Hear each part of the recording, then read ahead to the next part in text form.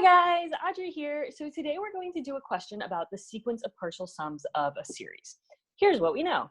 The sequence of partial sums is a sequence that's made up of the partial sums of a series. The partial sums of a series are smaller subsets of finite numbers. So for example, the second partial sum would be the sum of the first two numbers. The fifth partial sum would be the sum of the first five numbers. So there are these subsets of sums of a finite number of numbers.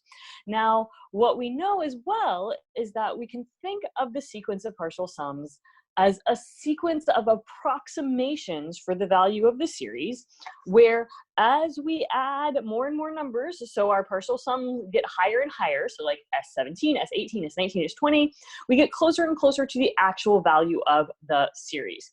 Okay, so here we have A, B, C, and D. We have 4 questions that we're going to answer about this.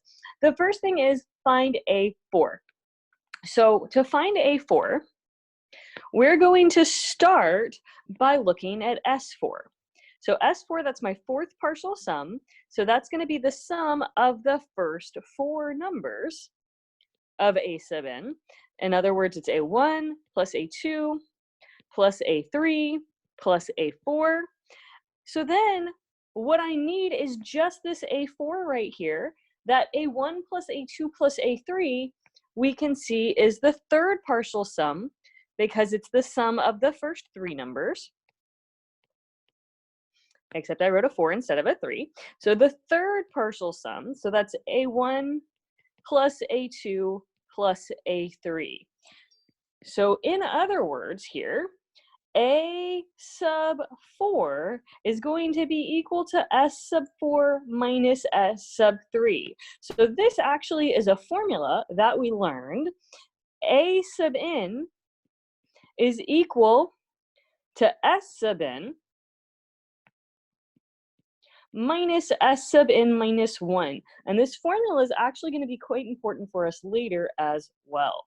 So I can easily find S sub 4 and S sub 3 by just plugging in. So S sub 4 would be 4 minus 1 over 4 plus 1, minus S sub 3 would be 3 minus 1 over 3 plus 1.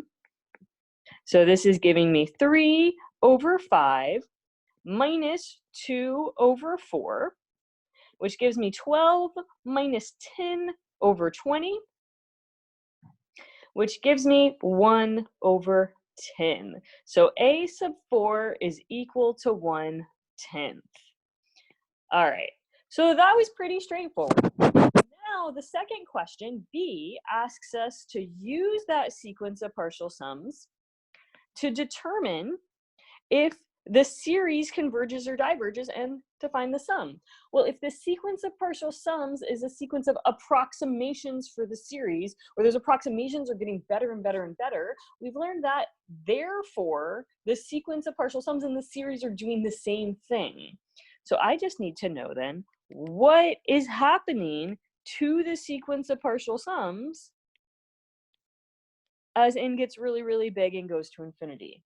So this limit right here, we can do L'Hopital's rule. We can also just take our dominant terms, take the big stuff, to see that this equals to 1. What this 1 tells me is that the sequence of partial sums converges to 1.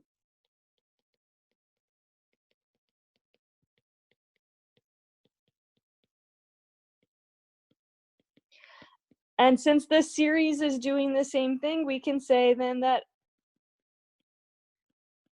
this series also converges to 1.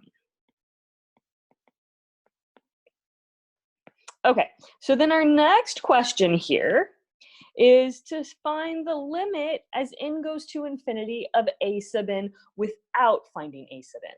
So our 4th D is to find A sub n, but we should be able to find that limit even though we don't know what A sub n is. And the reason for that is because we have the test for divergence. So in C here, I'm looking at the limit as n approaches infinity of A sub n. Well, the test for divergence tells me if it does not equal 0, then the sum diverges. And if it does equal 0, then we don't know what the sum is doing, either converges, or diverges? We don't know. So this is what the test for divergence, also known as the nth term test, tells me. But I already know that A sub n, that sum, converges. We saw that in part B.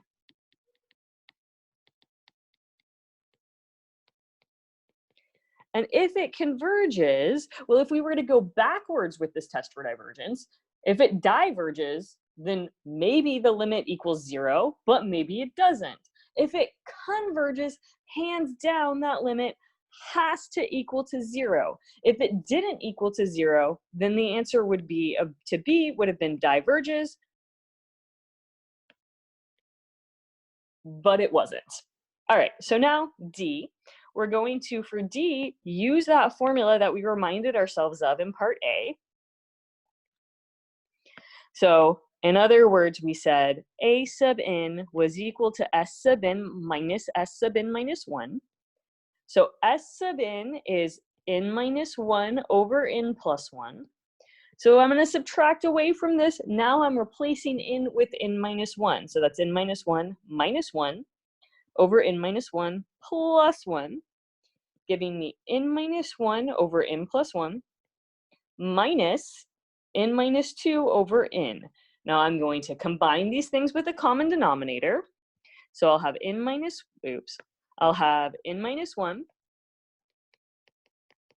times n minus n minus 2 times n plus 1 over n times n plus 1, which I'll now simplify. N squared minus n squared plus n minus 2. So I just expanded the n minus 2 times n plus 1 and distributed that minus sign, divided by n squared plus n.